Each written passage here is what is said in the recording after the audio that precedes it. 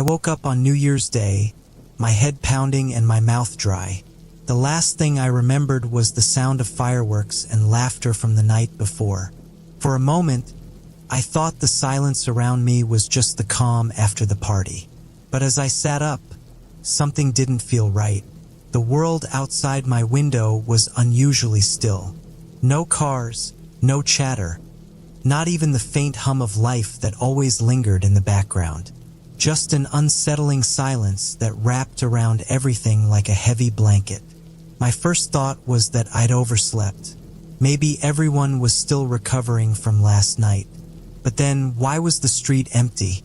I pulled on a hoodie and headed downstairs, hoping to find someone. Anyone.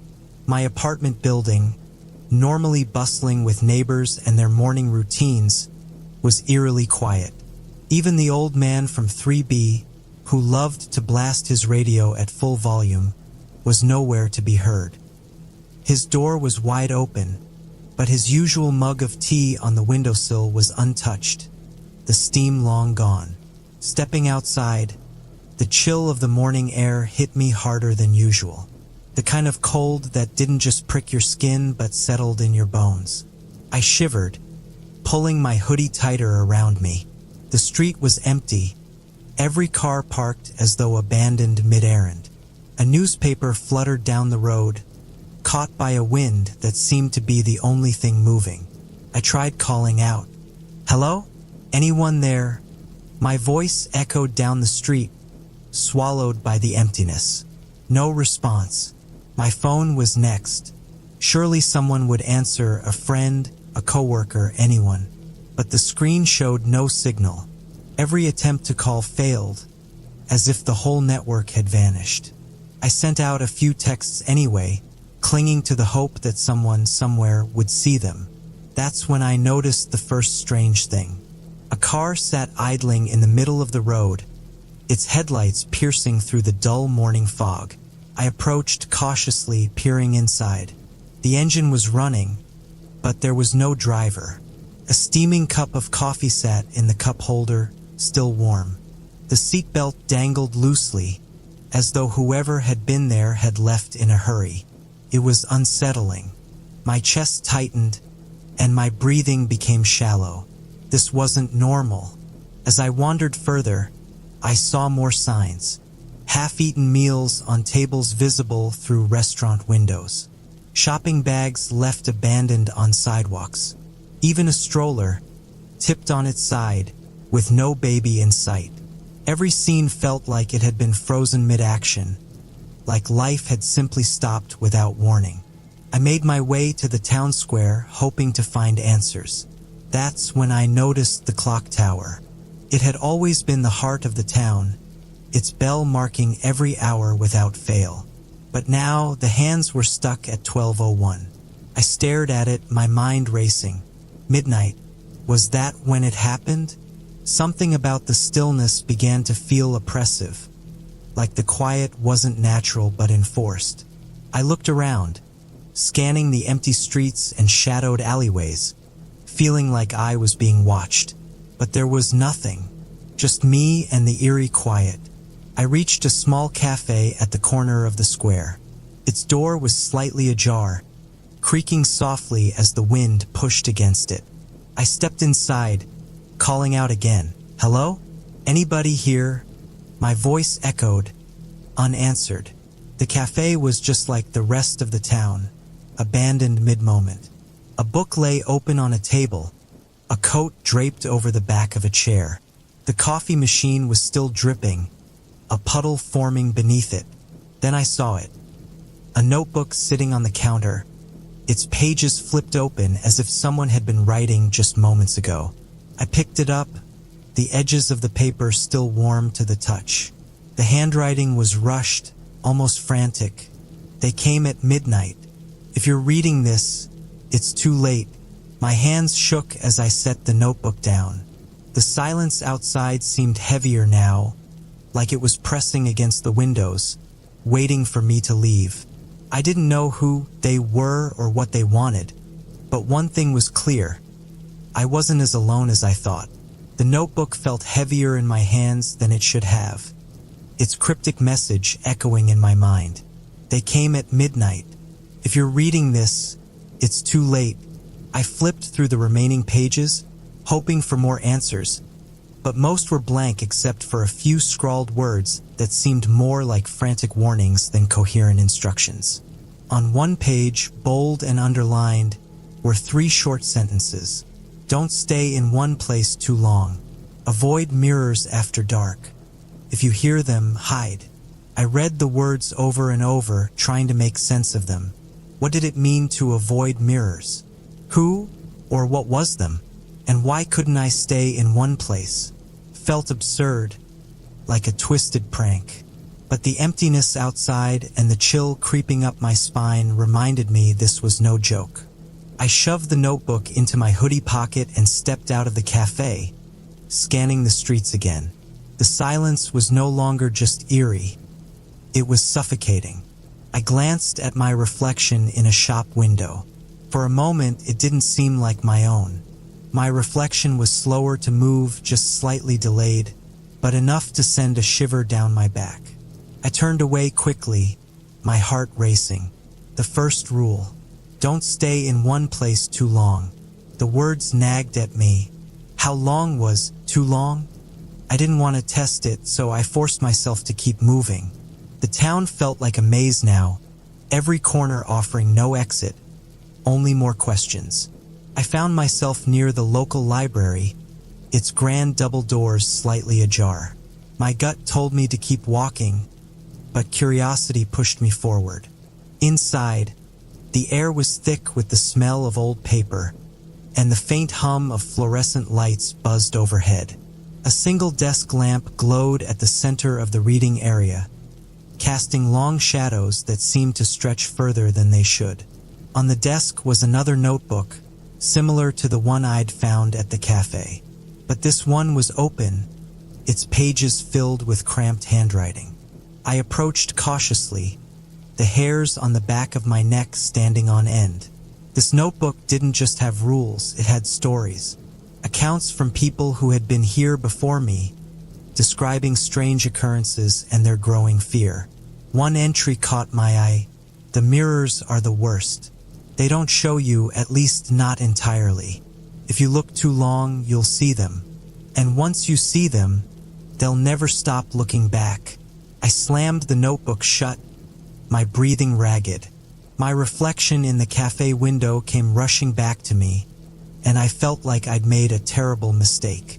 I flipped to the last page, desperate for guidance. There it was again, a list of rules slightly different but just as unsettling.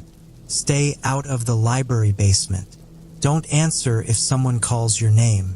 The clocks lie. Ignore them. The entries were disjointed, but the pattern was clear. Rules existed to protect whoever was here. Or maybe they were just delaying the inevitable. I felt a faint vibration in my pocket. My phone. I pulled it out, hoping against hope that a message had come through. But when I looked at the screen, it wasn't a text. It was a notification. You have one new voicemail. That was impossible. My phone had no signal earlier, and I hadn't heard it ring. My hands shook as I tapped the notification, putting the phone to my ear. If you're hearing this, you need to leave the library now. Don't go to the basement. Don't trust your reflection. And whatever you do, don't stop moving. The voice was distorted, crackling as though coming from a faraway place. But before I could even process the words, the desk lamp flickered and went out, plunging the room into darkness.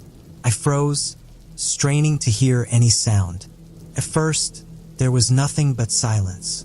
Then, faintly, I heard footsteps echoing from somewhere below me. The basement. I grabbed the notebook and bolted for the door, every instinct screaming at me to run. The sound of footsteps grew louder, faster, and they weren't just below anymore. They were behind me. I didn't dare look back. Out on the street, the cold air hit me like a slap, but I didn't stop running until I reached the town square again. I collapsed on a bench, gasping for air, clutching the notebook like it was my lifeline. The rules were no longer just strange warnings, they were survival guides. Whoever had written them had been through this nightmare before, and I had no choice but to trust them. I looked up at the clock tower. It was still stuck at 12:01. But now, I noticed something I hadn't seen before. A faint glow coming from the clock's face, like it was counting down to something. The faint glow from the clock face drew me in, even as every instinct screamed to look away. It wasn't just light. It pulsed like a heartbeat, steady and deliberate. I stood there in the middle of the square, my breath fogging the air, staring up at it. What was it counting down to? I didn't want to wait to find out. Hugging the notebook tighter to my chest, I backed away, forcing myself to focus on the rules. Don't stay in one place too long. The square felt like the safest spot I'd found so far, but the nagging fear that the glow was a warning, not a beacon, kept me moving.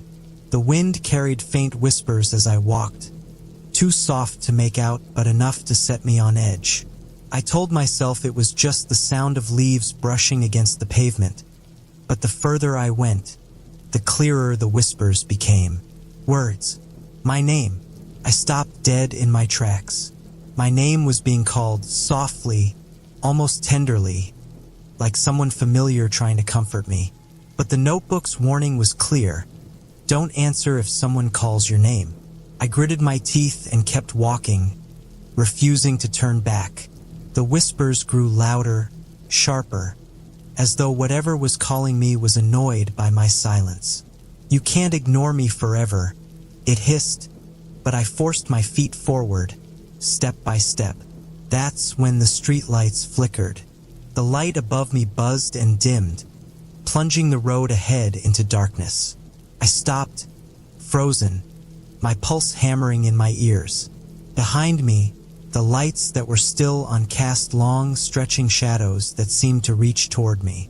Keep moving, the rule echoed in my head. I hurried forward, ignoring the whispers and the shadows. But when I reached the next block, I saw something that made my stomach drop.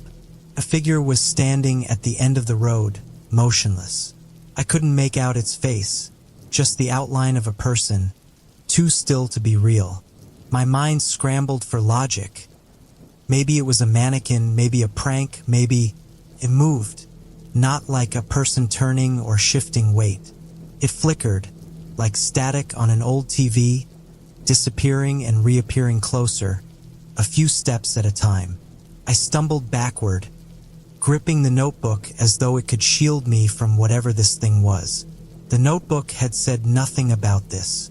No rule for what to do when something not human was staring you down. I ducked into the nearest building, slamming the door behind me. It was dark inside, but at least it felt solid. My chest heaved as I tried to catch my breath, the sound of my heartbeat drowning out the silence.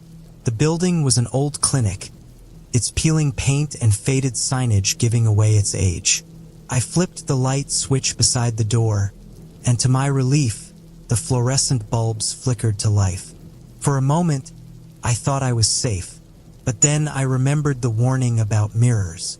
I glanced around the dim waiting area, spotting a large mirror behind the receptionist's desk.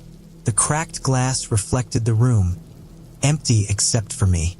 But as I looked closer, my stomach knotted. There was movement in the reflection, just the faintest flicker in the corner of the room that didn't exist when I turned to look directly. I kept my eyes on the mirror, watching the dark shape creep closer in the reflection but stay invisible in reality. I whispered to myself, "This isn't real. It's just my imagination." But no matter how much I tried to convince myself, the shadow in the mirror kept moving closer. My mind raced. Should I break the mirror? Cover it? What would the rules say? The notebook didn't mention this either. It was as if the rules were barely enough to keep me alive, leaving me to fend off the rest on my own. The lights above flickered again, and that's when I noticed another movement, this time outside the clinic's front door. A shadow passed the frosted glass, slow and deliberate, as though whatever it was knew I was inside. I slid behind the counter, gripping the notebook and holding my breath. The faint scrape of footsteps against the door made my blood run cold. Then silence. I counted to 10 in my head, trying to calm my shaking hands. When I dared to peek over the counter, the shadow was gone. But the mirror, oh God, the mirror. In its cracked surface, I could still see the shadow standing in the room, perfectly still. My phone buzzed again, the sudden vibration nearly making me drop it. I scrambled to pull it from my pocket, my fingers fumbling against the screen. It was another voicemail, this one shorter than the last.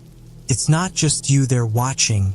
The lights flickered one last time before going out completely. The lights in the clinic didn't come back on. I crouched behind the counter, gripping the notebook like a lifeline, my breath shallow and quick.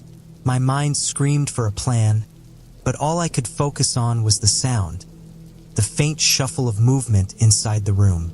The shadow in the mirror hadn't vanished when the lights went out.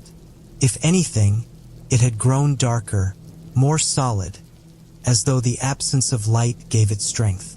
I couldn't see it directly, only through the cracked reflection, but I knew it was moving closer. And then it spoke. "You shouldn't be here." The voice was low, almost a whisper, but it didn't sound human. It felt cold, crawling under my skin and gripping my chest like a vice. I bit down on my lip to keep from making a sound, the taste of blood grounding me in the moment. The shadow paused, as if listening for a response. When I didn't move, it shifted toward the mirror, its form pressing against the glass as though testing its boundaries. That's when I made my first mistake. In my panic, I shifted my weight, and my knee bumped into the edge of the counter. The sound echoed in the silence, sharp and unforgiving. The shadow froze, then tilted its head toward me, like a predator locking onto its prey. I didn't wait to see what would happen next. I bolted from behind the counter, heart pounding, and sprinted toward the clinic's back door. The notebook bounced in my hoodie pocket as I ran, its weight somehow reassuring. Behind me, the sound of glass shattering ripped through the air. I didn't look back. Couldn't. The door was just ahead, a faint sliver of moonlight spilling through the gap. My hand closed around the handle, but before I could twist it, a voice, my own voice, came from behind me. "Don't leave me." I froze, my fingers tightening on the handle. The voice was identical to mine, the tone pleading and desperate. It wasn't possible. I knew it wasn't real, but hearing my own voice begging for help made my resolve falter. The rules flashed through my mind. Don't answer if someone calls your name. Did this count? Could it even be trusted? Please. The voice continued, softer now, almost broken. I swallowed hard, fighting the urge to turn around. My chest tightened, every instinct screaming that this was wrong. And then I made my second mistake. I turned. The room behind me was empty, but I could feel something there, just beyond the edge of my vision. The shattered mirror lay in pieces on the floor, and in each fragment, the shadow loomed larger, darker, its form twisting and stretching as though it were free from the constraints of the glass. I didn't wait to see what it would do. I yanked the door open and stumbled into the alley behind the clinic, the cold air burning my lungs as I gasped for breath. The streetlights here were dim, their flickering light casting strange, shifting shadows along the walls. I knew I couldn't stop moving, but my legs felt like lead, every step slower than the last. The whispers were back, circling me, overlapping until they became a cacophony of sound. My name over and over, spoken in voices I didn't recognize. The rules. I had to focus on the rules. The notebook felt like the only anchor in this nightmare. I pulled it out, flipping through the pages with shaking hands. My breath caught when I saw new writing scrawled across a blank page. "You've broken 2 rules. You won't survive 3. My vision blurred as panic set in. The rules weren't just warnings, they were laws, and I'd already failed. I turned a corner and nearly collided with another figure. This one was real, solid, standing in the middle of the alley. For a split second, hope surged through me. Another person. I wasn't alone. But then they turned, and I saw their face or lack of one.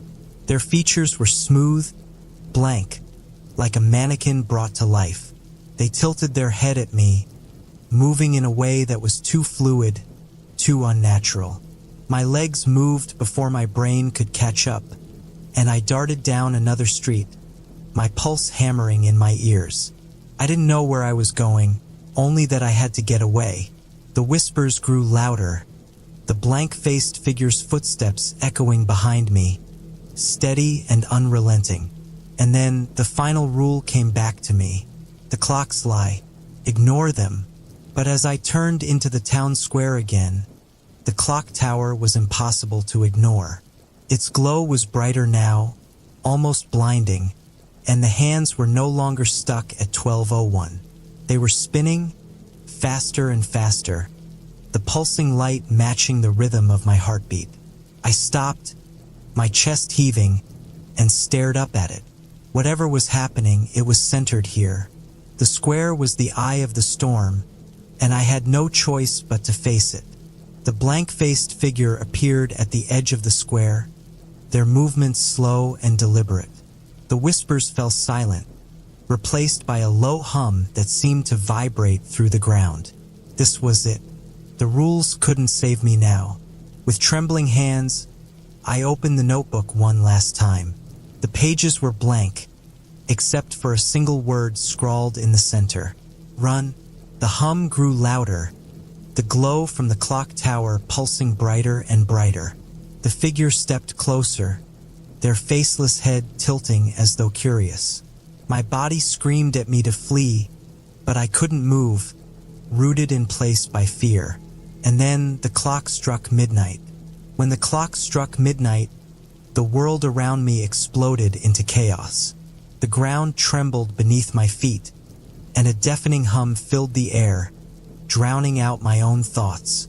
I clutched the notebook to my chest as though it could shield me, though deep down I knew it wouldn't. The faceless figure stood frozen in the glow of the clock tower, their head tilted as if listening to the hum. Then, as suddenly as it had started, everything stopped. The silence was so sharp it hurt my ears. I looked around, expecting the figure to lunge, but they were gone, vanished like a shadow under a bright light. The glow from the clock face dimmed until it was just a faint pulse again, the spinning hands slowing and finally stopping at 12 o'clock. For a moment, I dared to hope it was over, but the notebook was warm in my hands, like it was alive, and when I opened it, new words stared back at me. You're still here for a reason. I stumbled back, dropping the notebook as the weight of those words hit me. A reason? Was I supposed to fix something? Or was I the next piece of whatever nightmare this was? The streetlights flickered back to life, their cold glow bathing the square in an unnatural calm. I turned, looking at the empty streets, the broken windows, the abandoned cars. It was over, for now, but the notebook's words haunted me. I wandered back to my apartment, every step heavy with exhaustion. The air felt lighter, like the danger had passed, but I couldn't shake the feeling that I was being followed.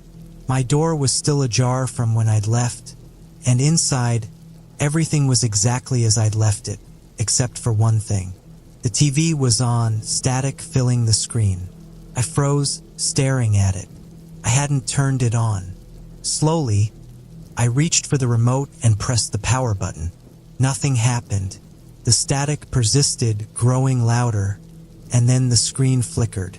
For a split second, I saw myself on the screen. Not as I was now, but as I had been earlier, running through the square, clutching the notebook. The screen went black, leaving me standing in silence. I collapsed onto the couch, my mind racing. The notebook's rules had kept me alive, but they hadn't saved me. Not really. I was back in my apartment, yes, but I wasn't the same. I wasn't sure I ever would be. I thought back to the first rule. Don't stay in one place too long. Did that mean I couldn't stay here? Did it mean I was still being hunted? As exhaustion finally pulled me under, one thought lingered, heavy and unshakable. The town wasn't empty because everyone had disappeared. It was empty because they had been taken. And I was still here because whatever had taken them wasn't finished. When I woke up the next morning, the town was silent again. But the notebook was gone. In its place was a single piece of paper with one line scrawled in the same frantic handwriting. You know what happens next? I didn't, and I wasn't sure I wanted to. But as I stood in the quiet of my apartment, I realized something I hadn't before. The feeling of being watched, it hadn't left, and I wasn't sure it ever would. Subscribe for more horror stories every day.